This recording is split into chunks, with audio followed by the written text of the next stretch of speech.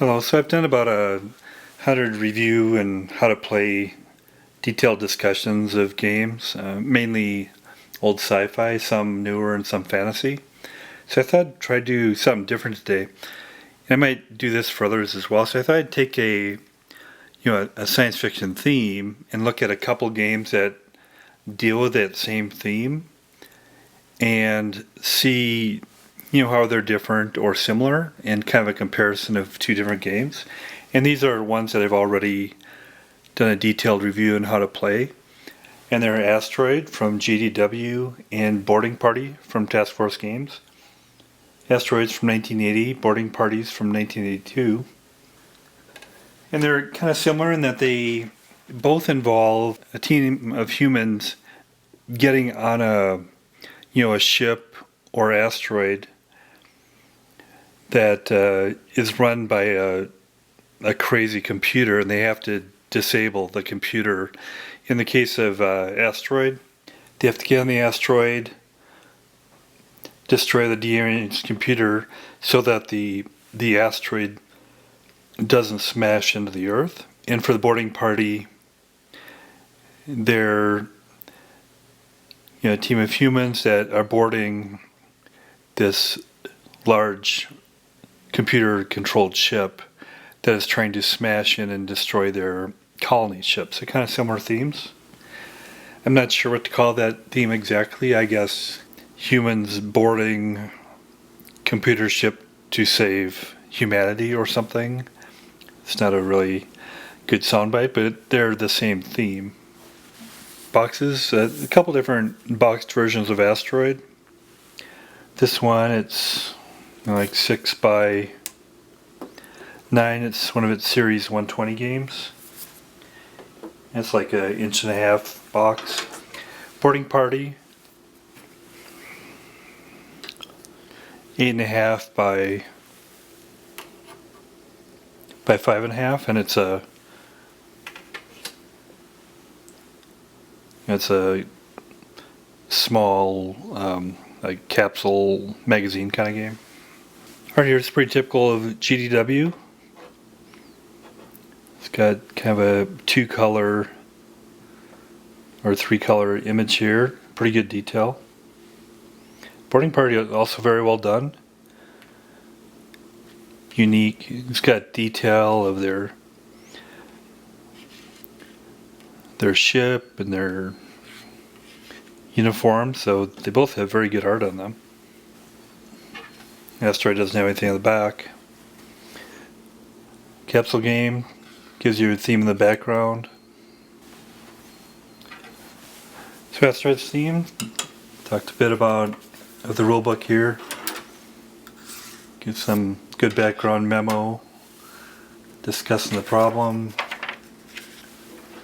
Letter to the professor who was on the asteroid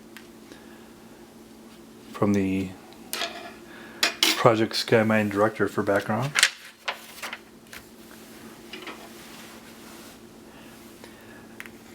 This game of desperate attempt by a handful of humans from the Phobos Mining and Research Station to destroy a runaway asteroid and a collision course with Earth. Game covers the personal abilities of each of the members of the party, as well as the unique dangers of Asteroid Mining Station 97 Bravo. Asteroid's a 2-player game. One player represents the human expedition, the other representing the diabolical computer controlling the mining station. Humans must attempt to overcome the station's defenses, disable the computer brain, set the asteroid's demolition charges self-destruct, and escape in their spacecraft. More than 2 may play. Give some background here and also some inside the book. Crew boards. A dreaded guard robot pops through a door at the river team. Brief but fierce firefight erupts. Sub begins your struggle toward the Destructor's computer center deep in the bowels of the robot-infested ship. You must knock out these computers at any cost, or your whole colonial expedition will be doomed. Boarding Party is a fast-playing game which pits human invaders against robots' computer-controlled defenses. The map is layout Destructor. Boarding Party has an exciting Solitaire and 2-player version. As you see, they both have kind of a similar premise. Game credits for Asteroid. Design Mark Miller, Frank Allen Chadwick, by Assistant Vice. Art direction and graphics, Paul R. Banner. Voice cover illustration, William H. Keith. Cover artwork, Richard Hentz. For Boarding Party. Game design, Thomas A. Condon. Game development rules editing, R. Vance Buck. Graphics, R. Vance Buck. Production, Alan D. Aldridge. Cover painting, William H. Keith Jr. Playtesting.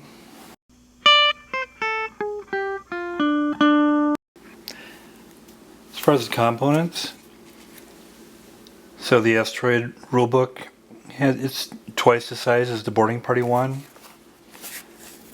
And of course it's got more detail, a few more charts. I won't go through the rules in detail, but I'll kind of show the differences in the play. But it's black and white. It's got some illustrations in it. So Asteroid is 24 and Boarding Party is 12 pages. As expected, it's less complex, less detail, fewer combat tables. As far as the counters, they're pretty similar in terms of the level of details in them. They're each half inch by half inch. The Asteroid ones are just slightly thicker than the Boarding Party ones, but they have similar kind of information on them, like names of characters, etc. So there's 120 total counters for Asteroid and significantly less for Boarding Party. And I used a clipboard around the edges for Asteroid just because I thought it looked better. I didn't feel I needed to do that for the Boarding Party one because they came off pretty clean. Then we'll look at the unique counters. Asteroid and then Boarding Party over here. Two main differences in the game are that one, the different characters have very different abilities for Asteroid, whereas in Boarding Party it's mainly cosmetic, the differences, except some of them do have different weapons based on their character type, and some have special functions, like the explosive expert is the only one that can do explosives, and the electronics expert is the only one that can do that sort of activity. And then the other difference is that, as you see, the Asteroid board is randomized, so you have these different stairs, computer brains, etc. They're randomized on the board, whereas the board for Boarding Party isn't randomized, so that's why there's more counters here. So for Asteroid, there's the brain, which they're trying to deactivate. Computer terminals, where you can get information by different inquiries. Some different things you can pick up for special skills are the invisibility belt, keys for unlocking doors, disintegrator, where basically all hits destroy a target. And they're both common in that they have 3 different kinds of robots, which is interesting. But for Asteroid, you have the utility robots, and they can have kind of randomized different personalities: hostile, friendly, erratic, and inoperative. Then there's mining robots, which also has status, but they can never be friendly. And then roamers. They're the most destructive of the robots. Stairs going up or down. Collapsed corridor indicator. Ventilator shafts. And demo charges. Then the different characters have different abilities. There's Hansen. He's a pilot and a good shot. Scoop. It's a mediocre shot.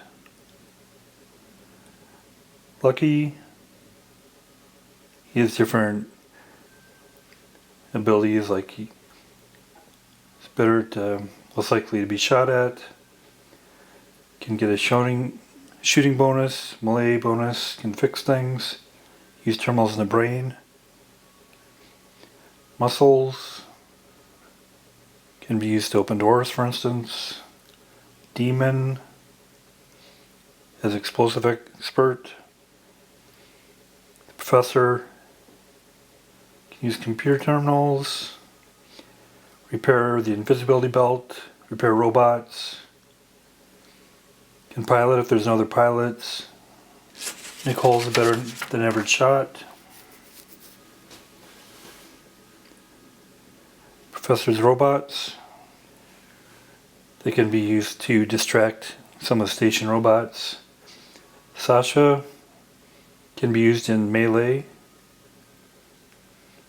can carry demo charges. Kind of interesting to have a dog in the mix. It's got a rifle and is a good shot. Gunner has a heavy weapon that can be used to kill robots. Kirby, computer specialist. Ms. Jones, it's interesting, she's got psychic abilities and you can roll and see if, and she can guess, and then you can see if she's right or wrong in her guesses, and that helps you discover things. George, pilot. Carter, it's got good armor. Alex, he can sneak around robots. These numbered counters are randomized, and these determine the number of lucky points that luck points that Lucky has.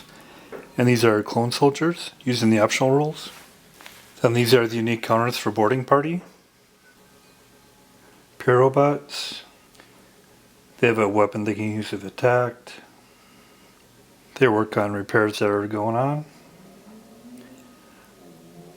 Dummy are just used to, they're just various robots that keep the station clean, and they can be ignored when they turn up.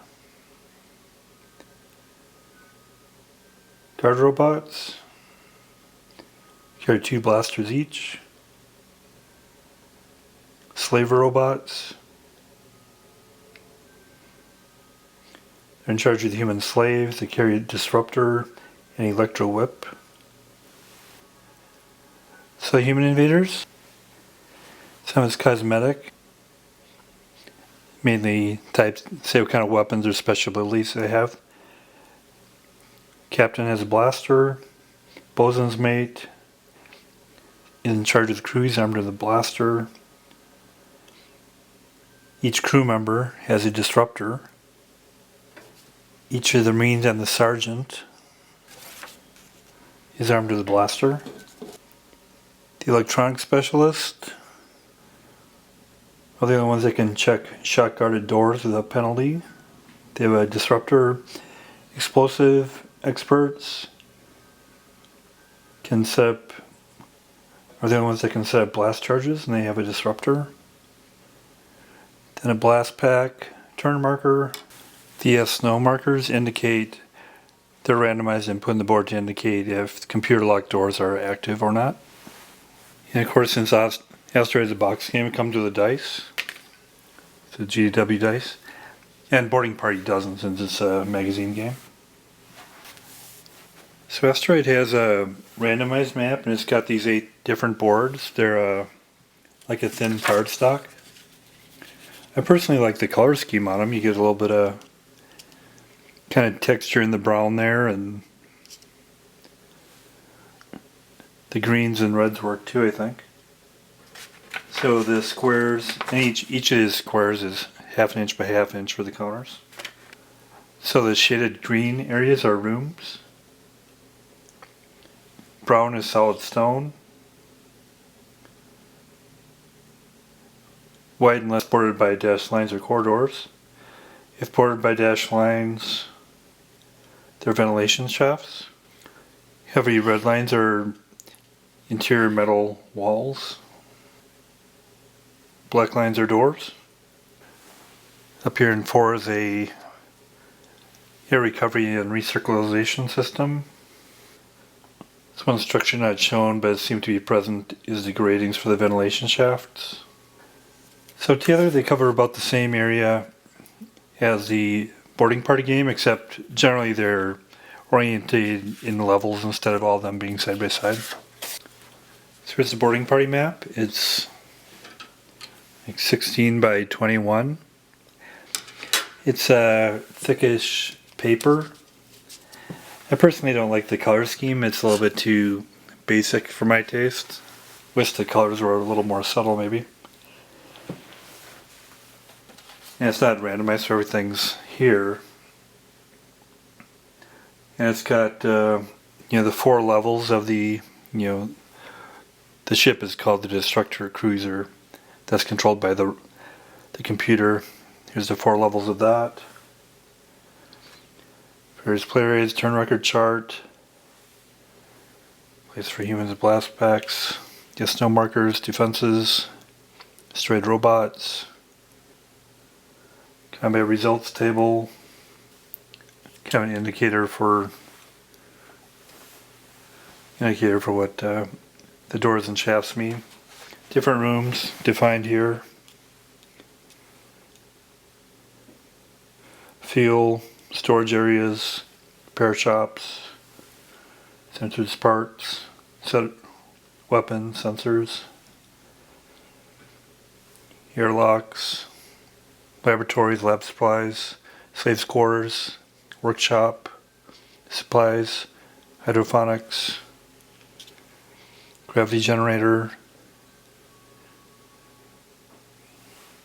drive unit, reactor, command computer, primary weapons.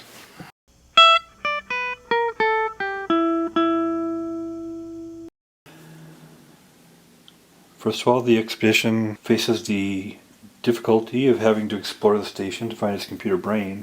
Before play starts, the computer brain player takes all 8 maps and arranges them in 2 squares of 4 plans each.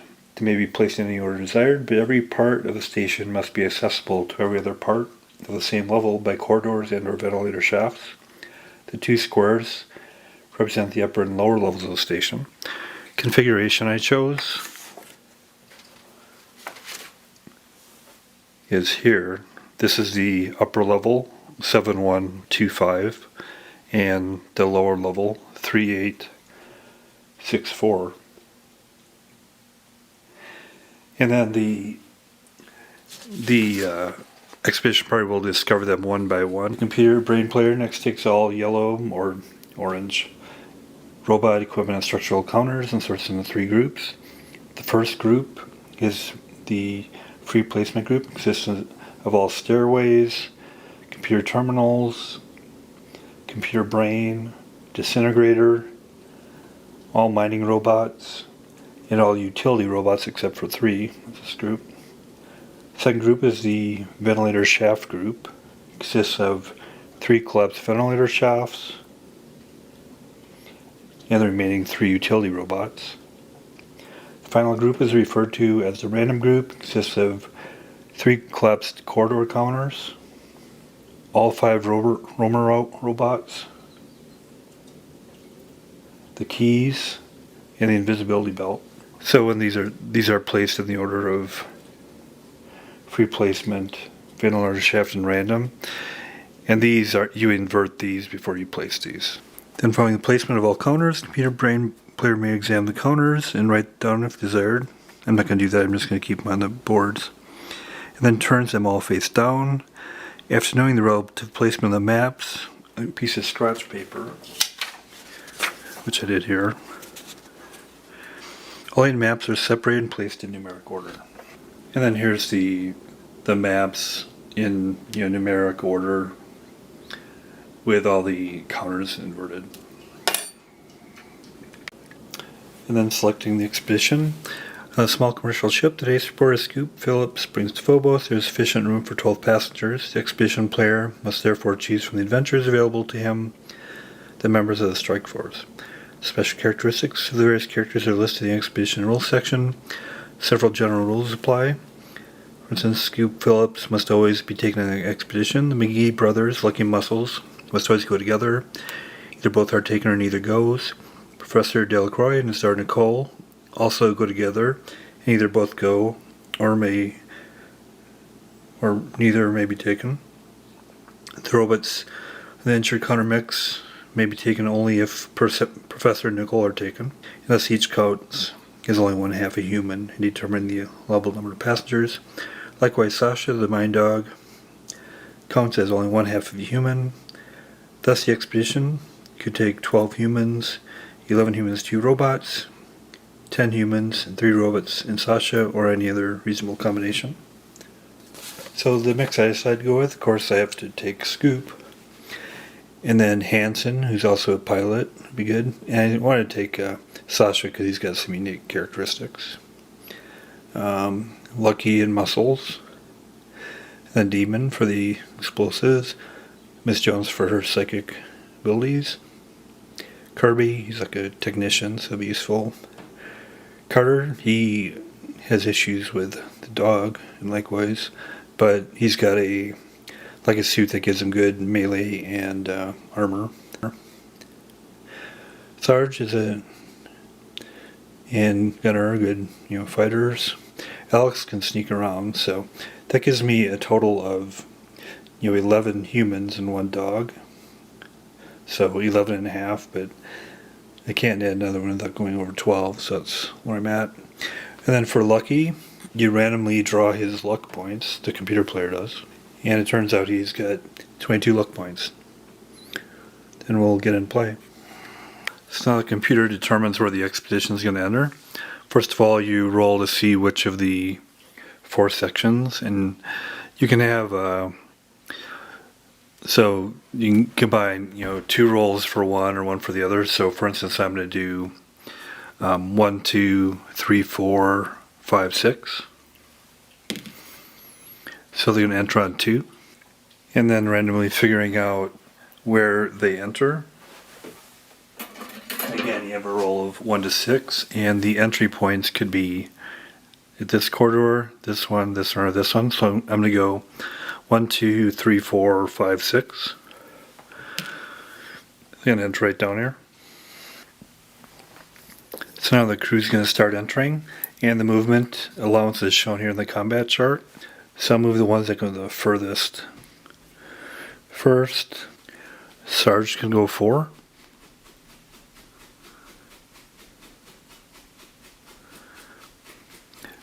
One, 2, 3, 4. So that's the first movement. See if there's line of sight. This is actually a mining robot right here. Doesn't look like there's quite line of sight there yet. Both sides fire, conduct melee. There's no firing or melee yet. Then the computer player moves. So the computer brain player rolls a die on a 6. One roll would be activated, but he didn't get that, so. Then we move on to the expedition player moving. So I will move up. Sarge can go 4. And Carter can go 3. Then we'll move in a couple more. Let's move in Sasha.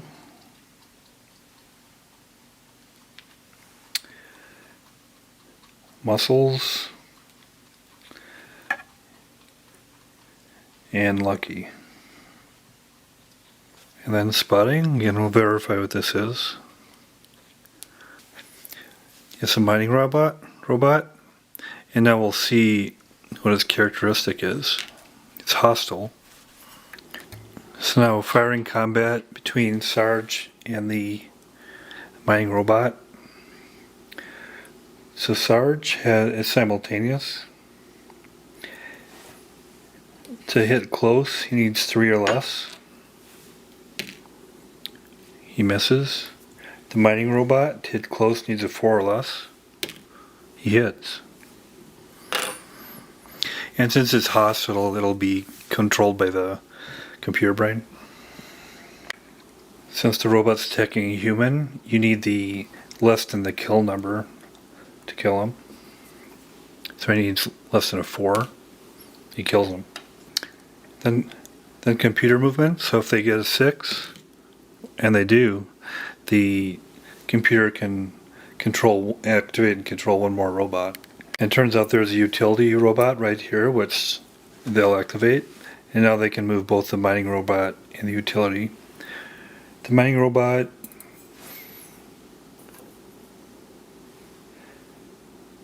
so it's let's see if they want to do range or melee. And okay. So they'll move over here to go on Hans and do a melee. So in addition, since Gunner has a line of sight over here, we can add this section since he can see into this section here.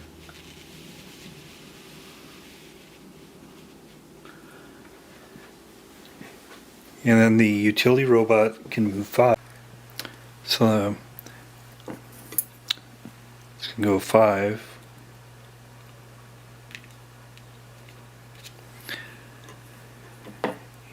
And then the melee combat.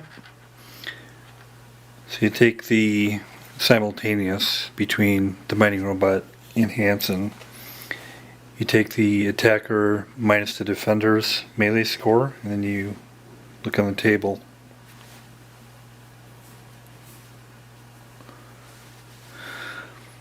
The mining robot melee is 6.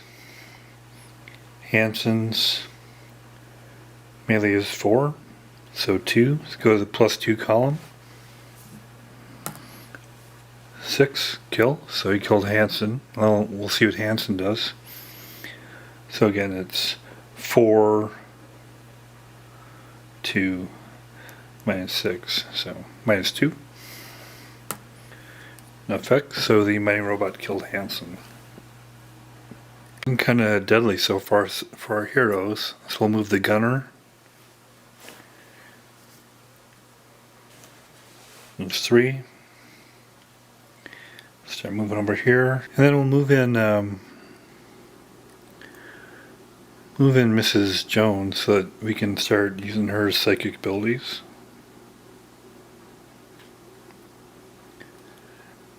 And also move in Alex. And we'll get Demon going in there too. As far as combat, you can only go this far because he would need one more to go through the door. So he'll just stay there for now. And he'll do a ranged combat against the mining robot.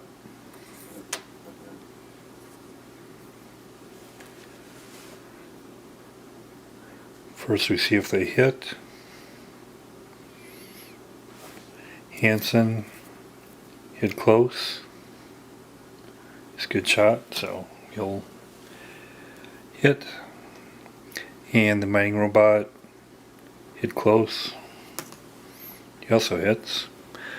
Let's see the results. To kill,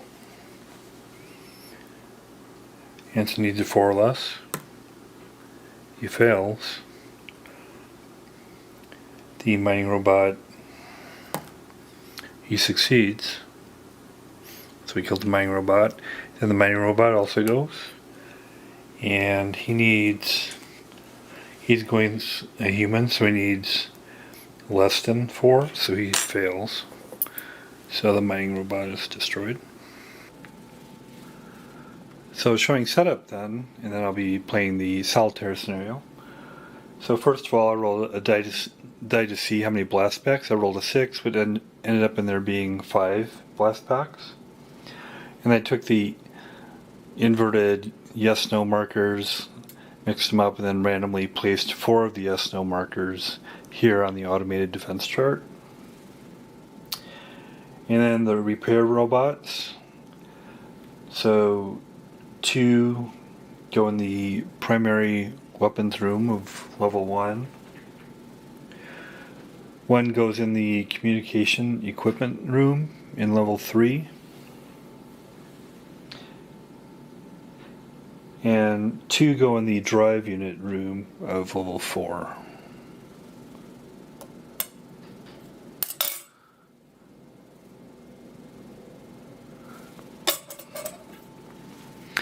And then the rest of the robots, including the dummies, inverted them and mixed them up and then randomly placed them in the rooms. So 3 each in the corridors 1B and 4D.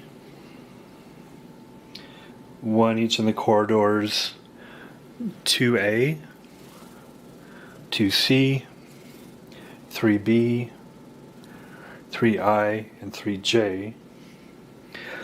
1 in the reactor room, 2 in the command computer room,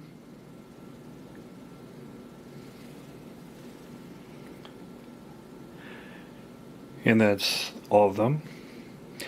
And then I chose which airlock I'm going to come into. I can, come up here, or I can come in here.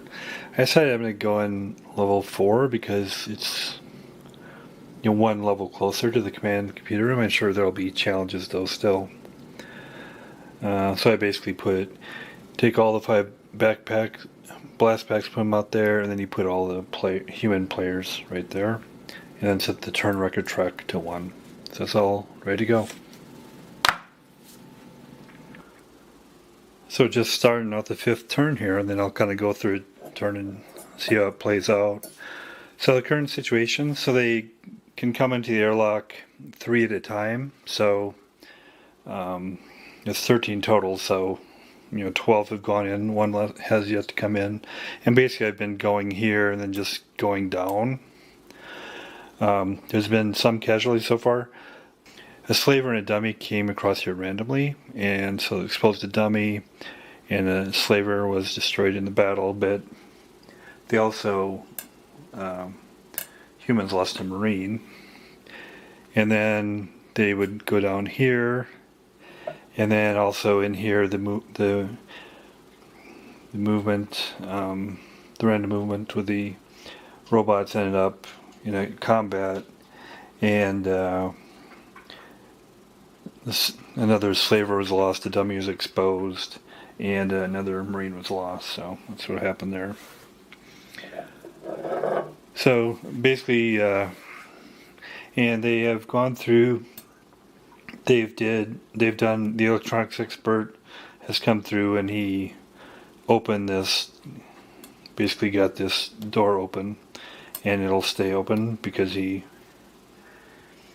spent some time there. And now he's just holding that one open. He hasn't completed the field on that to keep it open, so he's just holding it open. And so I got 3 groups kind of.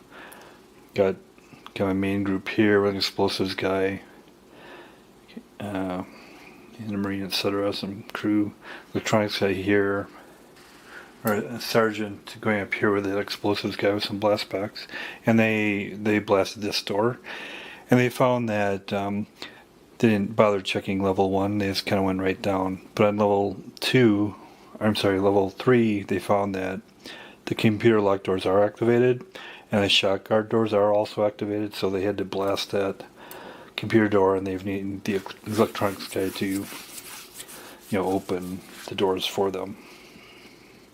So again, this turn, so first we go into human movement. They can move 3.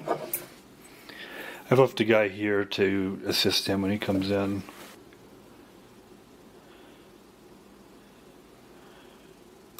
Be here. So the others, so they got everybody in now. The trans guy will keep this door open so these guys can go in. And they come across here. This turns out to be a guard robot. This group will go over here with them. They'll also engage, they'll move up here. So you can go 1 more too. So they'll engage with this. Let's see what this is. This is slaver robot. So it's their movement. And then the first simultaneous action phase. So each human may perform any of the following: fire weapons, set or detonate charges, attempt to recover consciousness, drop an item, pick up an item, or begin or complete an electronic counter. Okay. So there's going to be a battle here. The explosive guy will be planning on doing a charge on there, so he'll stay out of the battle. Over here, he'll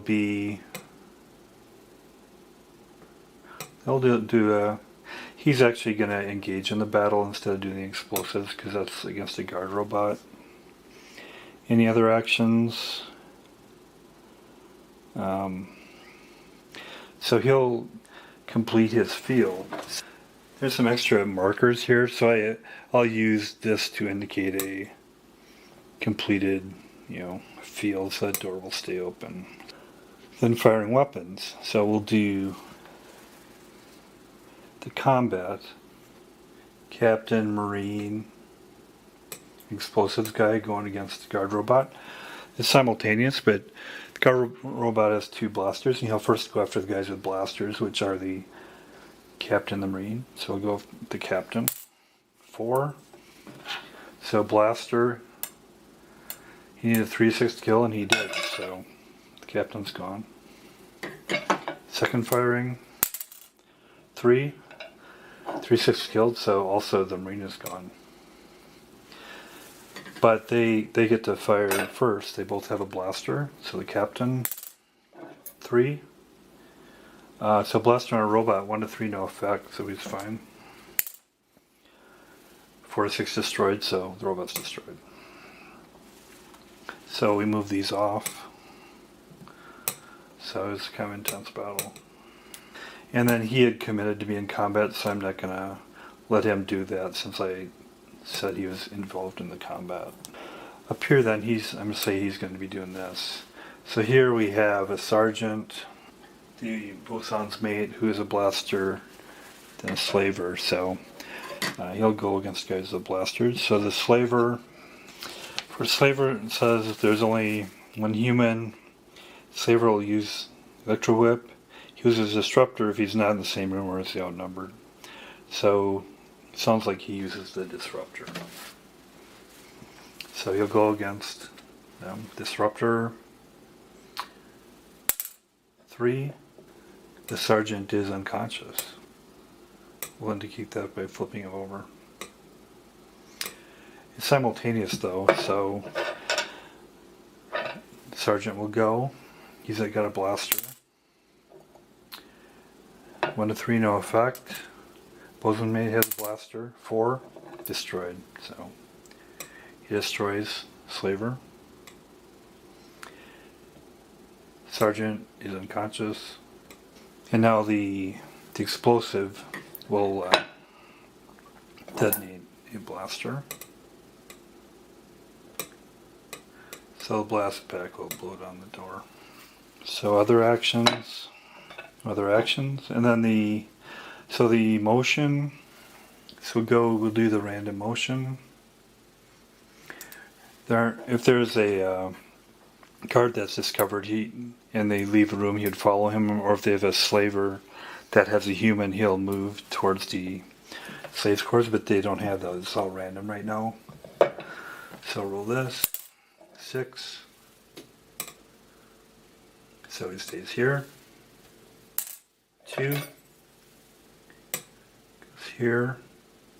And then go here. 6 stays there.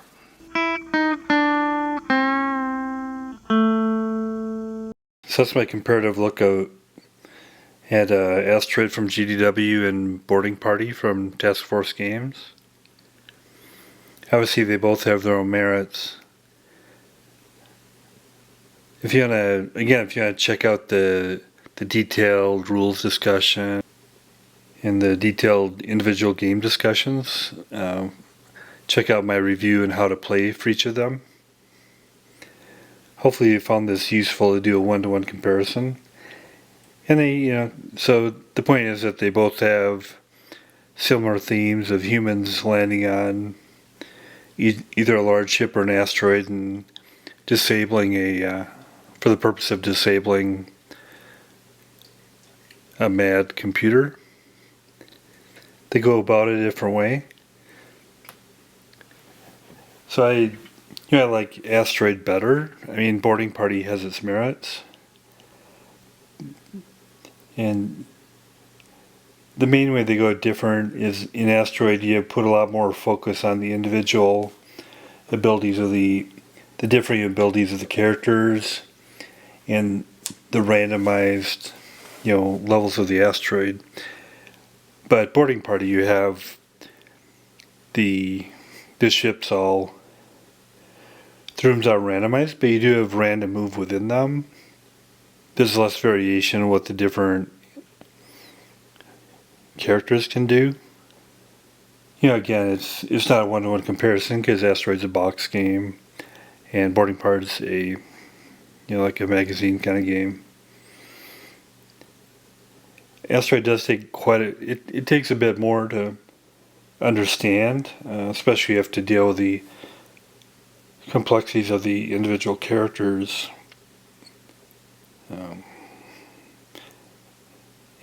But Boarding Party it's more laid out on the map itself,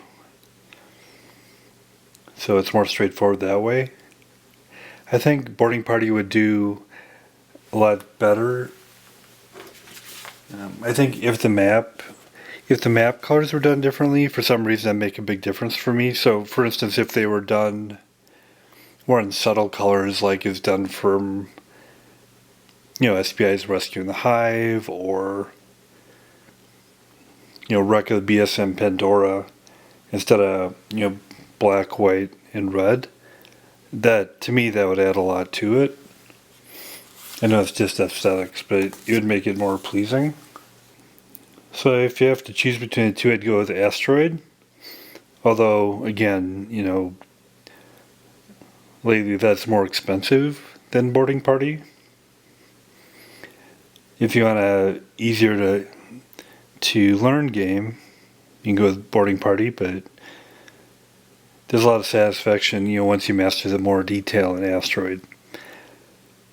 So again, I'll go with Asteroid on that one.